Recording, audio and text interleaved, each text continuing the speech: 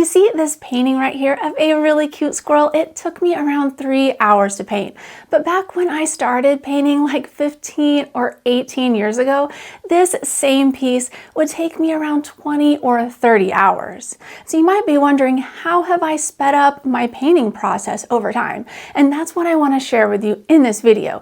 I want to share with you my 5-step process, and this is something that you can use with any skill level. So if you're just starting out with your acrylic painting, or you've been painting for a while, this will help you refine your skills and speed up your process. And the reason you want to do this is if you are trying to boost your skill level, the more paintings that you create, the more chances you have to enhance your skills. So if you look at each painting as a process, and when you're seeing the painting in the end, if you try to figure out a way to improve, like even 1 or 2% on each painting, the more paintings you do, the quicker you'll improve.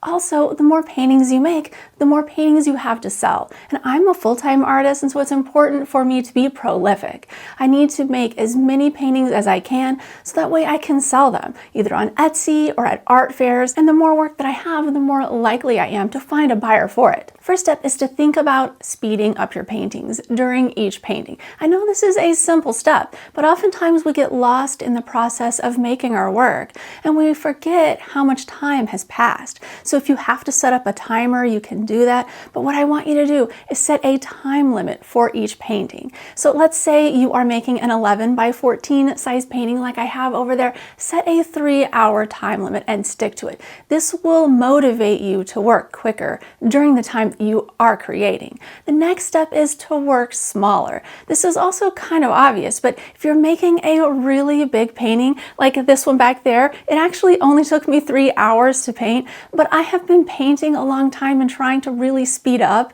my process. And so the thing is that you're not going to be able to start out with a 24 by 30 painting like this one and think that you're going to be able to do it in 3 hours. You need to work smaller, 11 by 14 or even an 8 by 10. And that's what I did. I started out with making 8 by 8 size paintings, and I tried to do them in around 2 to 3 hours.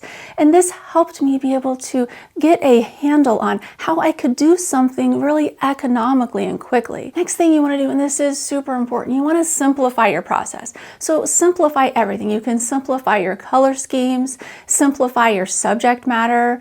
For example, if you're painting an animal, you see this one here, I don't have the animal with an open mouth. I'm not showing any of the teeth. I'm not showing the full body. I'm just doing a headshot.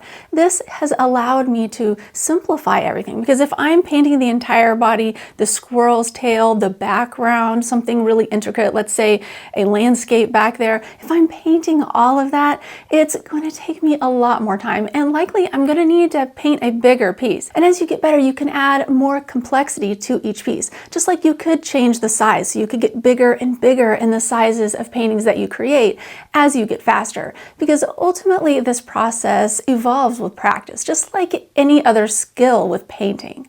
And so you want to practice working on that time schedule, simplifying everything and working smaller. And then as you get really good at that, then increase the size, increase the complexity, increase the number of colors that you use, increase the difficulty level, and still maintain that short amount of time on each piece. And this is where the last step comes in, of boosting your skill level as an artist, because I don't think that you should sacrifice skill and accuracy, just the quality of your work in general, for speed. What you want to do is create faster paintings and also better paintings at the same time. And so with each iteration that you make of these paintings, you're keeping in mind the time, but you also want to look at them very critically after you create them and try to determine ways that you can improve on your next painting. Because one of the best ways to grow as an artist is to carry forward the things that are working in your paintings into the next ones.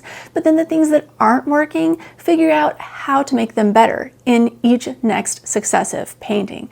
So as long as you do that, you're going to grow as an artist. And if you're thinking about the time that you're creating, really trying to be productive as you can in a very limited time, you're going to create more work and better work. All right, well, if you found this video helpful, I created an entire playlist on acrylic painting tips. You can watch them here. All right, thank you so much for watching. See you next time.